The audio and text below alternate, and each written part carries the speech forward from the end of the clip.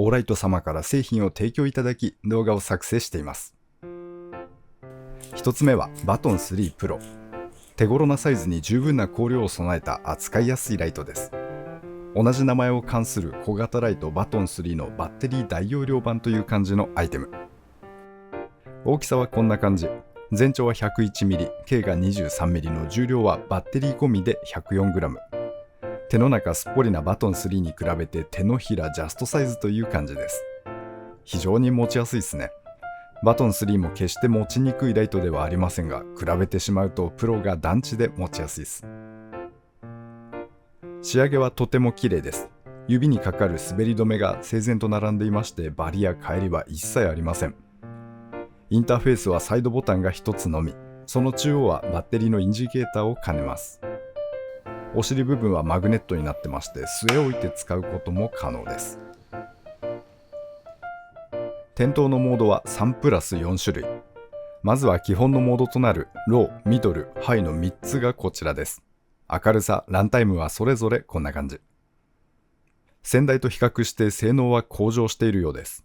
手元にはバトン3しかありませんので、それとの比較になりますが、プロの方がどのモードも若干明るく感じます。光の範囲もプロが広いですね。ただ、驚くほどの違いというのは感じませんでした。ハイモードのみ、新機能として使用状況に応じて光量を自動で下げるレデュース機能を持ちます。先端、レンズ内に近接センサーが搭載されていまして、ハイモード時のみレンズと対象の距離が近くなると少し光量を落としてくれます。どのように判断しているのかは分かりませんが、白い壁だと30センチほど、黒い壁では5センチほどまで寄りますと、ミドルとハイの中間くらいの明るさに変更がされます。離れるとまたハイモードに戻る感じ。うまく制御がされていて、チカチカしちゃうようなことはありませんでした。基本モード以外の4モードがこちらです。それぞれが特殊な使い方向けとなっています。どれも私はあまり使うことのないモードですが、消灯から直接それぞれのモードへ行ける操作性は素晴らしいですよね。モードは多くありますが、操作は簡単です。オーライトの基本操作ルールを踏襲していますから、私は馴染みやすかったです。ライトの色は2種類から選べます。動画で使っていますのはクールホワイトで5700から6700ケルビン。色味はこの数字にしては若干黄色く感じます。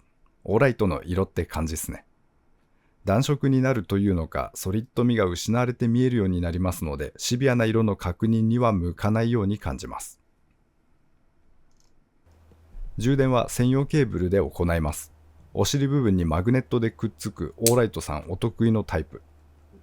バトン3 Pro は 2A で充電が可能なようで、容量にしては時間が短いですね。およそ 3.5 時間で満充電となります。充電ケーブルはどれにも使えますし、逆にどれでも使えます。2A 流せるケーブルでも 1AMAX 品の製品を接続すると 1A の制御となるようですし、充電の時間はかかりますが、1AMAX のケーブルでバトン3 Pro を充電することも可能です。使う電池は18650タイプ。バトン3やペルミニに使用する16340と比べると、公表スペック上はおよそ6倍もの容量となります。容量は大きいですし、電池の交換も可能。電池で悩むことはなさそうっすね。癖なく使いやすいライトに感じています。なんたって持ちやすいですね。サイドボタンが比較すると大きくなっていたり、あとは単純、手にしっくりくるしっかりとしたこのサイズ感から手なじみはとても良いです。対して汎用性はそのサイズから若干劣る感じ。オートバイの整備で使っていますと、マグネットで固定して使うときに長いと感じたり、持ち運びの際に同様長いと感じることがあります。ただ長さがあるおかげで置いて固定できるシチュエーションというのもありますから、どっちが優れてるともないですね。好みの問題かと思います。個人的には入り組んだ箇所で使いたいことが多いので、小さいバトン3やペルミニが合っていると感じていますが、バトン3 Pro の扱いやすさ、とても持ちやすいので、手にする機会は一番多くなっているくらいです。バイクの整備作業ではミドルモードで使うことが多いです。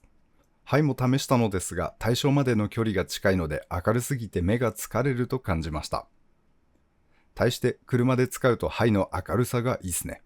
奥行きあっても広く照らしてくれるのでストレスがありません。それからハイモードは水気探すのに使いやすかったです。エンジンにオイルがにじんでというか流れるほどに漏れたのですが、その流れをたどるのにハイモードはっきり見やすかったですね。バッテリーが大きいので残量そこまで気にせずハイモードが使えるというのもプロのメリットに感じました。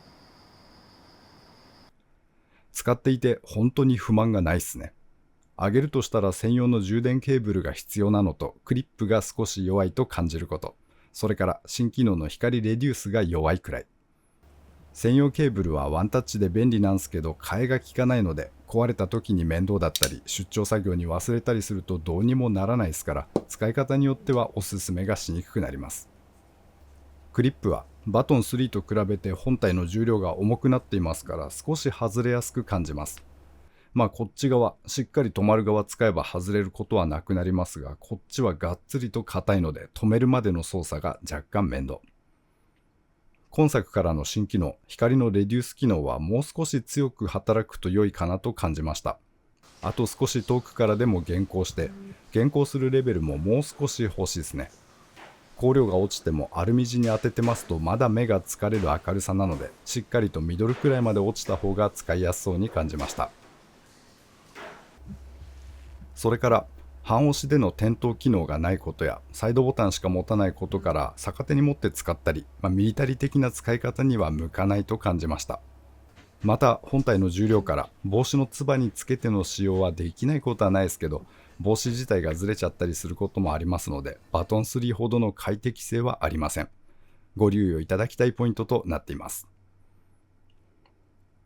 オーライトの新作バトン3プロ、オーソドックスな使いやすいライトに感じました。新製品ということですが結構に割引がされるみたい。保証もしっかりと5年間。小回りが利くバトン3に扱いやすく安心感のあるバトン3プロ、どちらもおすすめしやすい製品となっております。2つ目はアイモールス。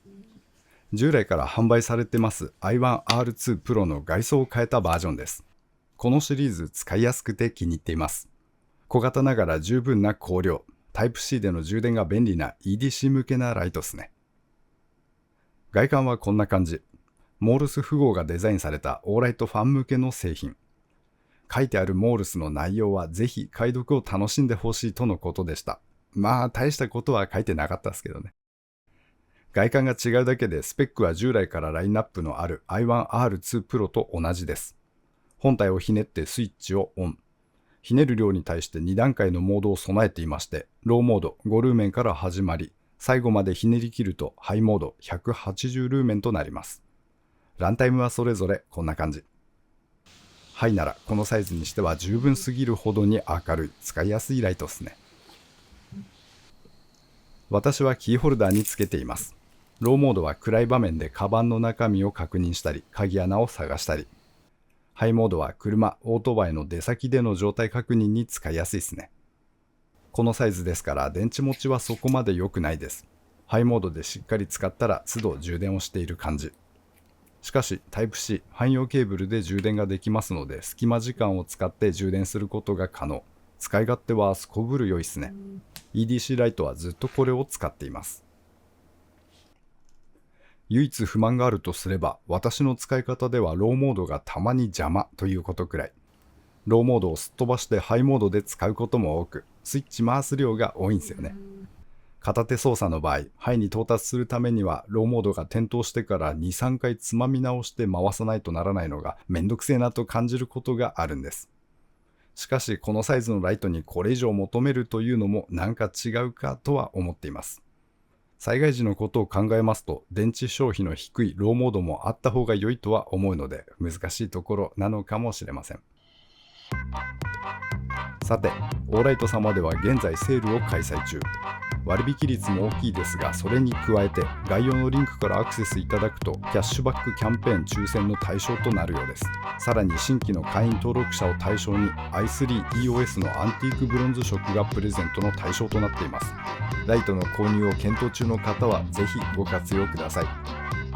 ご視聴ありがとうございました。当チャンネルではこんな感じに道具の紹介をしております。お時間許しましたら他の動画も覗いていってみてください。皆様には再びお会いできますことを願っております。それでは次回まで。See ya!